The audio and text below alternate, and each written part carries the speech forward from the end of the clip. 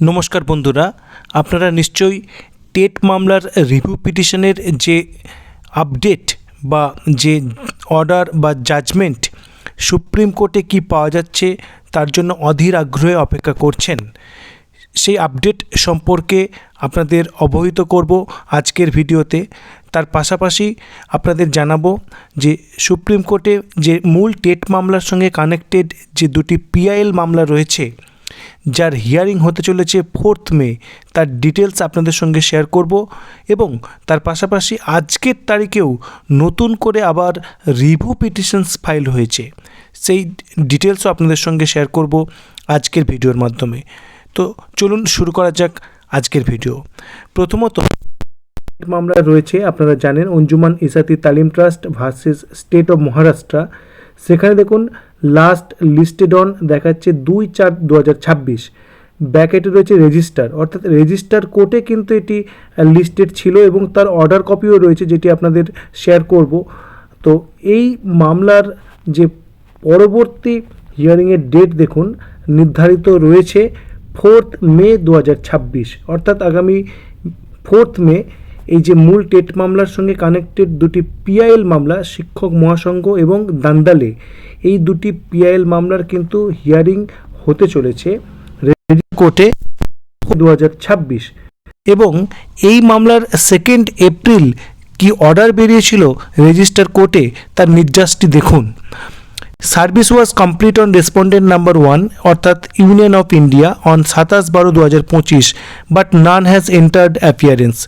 তারপর দেখুন 2 নম্বর রেসপন্ডেন্ট সম্পর্কে কি বলা হয়েছিল, নাননেট counsel for the petitioner is granted 1 weeks, 1 সপ্তাহ এক্সট্রা সময় দেওয়া হয়েছিল, and file fresh particulars with regard to service on respondent number 2, অর্থাৎ এখানে কিন্তু রেসপন্ডেন্ট নাম্বার 2 হচ্ছে এনসিটি, তাদেরকে সার্ভিস করার জন্য কিন্তু আরও 1 সপ্তাহ সময় দেওয়া হচ্ছে যে ডকুমেন্টস তার জন্য।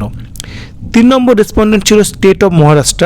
সেখানে কি বলছে দেখুন, service was complete on respondent number 3 on 29/12/2025, but no counter affidavit has been filed. Counter affidavit file করা হয়নি এবং তাদেরকে 1 সপ্তাহ এক্সট্রা সময় দেওয়া হচ্ছে এই কাউন্টার এফিডেভিট ফাইল করার জন্য। তার মধ্যে যদি না করে স্টেট অফ মহারাষ্ট্র, তাহলে তাদের আর করতে দেওয়া হবে না। দেখুন লেখাই রয়েছে পরিষ্কার, উড স্ট্যান্ড ডিক্লাইন্ড, এবং পরিষ্কার সেই অর্ডার কপিতে উল্লেখই ছিল লিস্ট এগেন অন 4 মে 2026।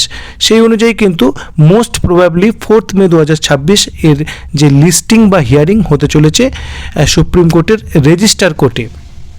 এবার লাস্ট যেটি বলছিলাম আপনাদের, যে রিভিউ পিটিশন নতুন করে দেখুন ফাইল হয়েছে 29 এপ্রিল 2026 বিকেল 4:22।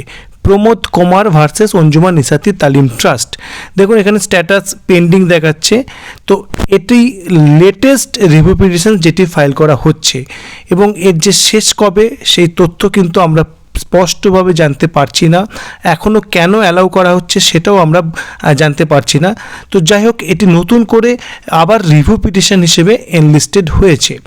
এবার ভিডিও শেষ করব আপনাদের যে মূল রিভিউ পিটিশনস যেটির আমাদের হিয়ারিং হয়েছে 28 এপ্রিল অর্থাৎ গতকাল, তার কি আপডেট সেটি হচ্ছে যে এখনও পর্যন্ত সুপ্রিম কোর্টের ওয়েবসাইটে কিন্তু তার কোনো আপডেট নেই, না তো লিস্টিং যে ডিটেলস সেখানে আমরা কিছু পাচ্ছি, কোনো রিমার্কস, না তো কোনো অর্ডার বা জাজমেন্ট সেখানে প্রকাশ হয়েছে। যেহেতু এটি যে জাজেদের চেম্বারের বিচার্য বিষয়, সুতরাং সেখানে কোনো আইনজীবীর প্রেজেন্স ছিল না। সুতরাং একেবারে অথেন্টিক কোনো খবর কিন্তু সুপ্রিম কোর্টের যতক্ষণ না ওয়েবসাইটে দেওয়া হচ্ছে এ ব্যাপারে পাওয়া সম্ভব নয়। তবে যেটুকু সূত্র মারফত বা ওয়াকিবহল মহল যারা এর সঙ্গে কানেক্টেড রয়েছেন, যেটি জানা যাচ্ছে আগামীকাল অর্থাৎ 30 এপ্রিল 2026 সন্ধে 8টার মধ্যে যে রিভিউ পিটিশনের যে অর্ডার বা আপডেট সেটি সুপ্রিম কোর্টে আসতে পারে। তো যখনই সেটি কালকে অ্যাভেলেবেল হবে সেটি আপনাদের সঙ্গে শেয়ার করব।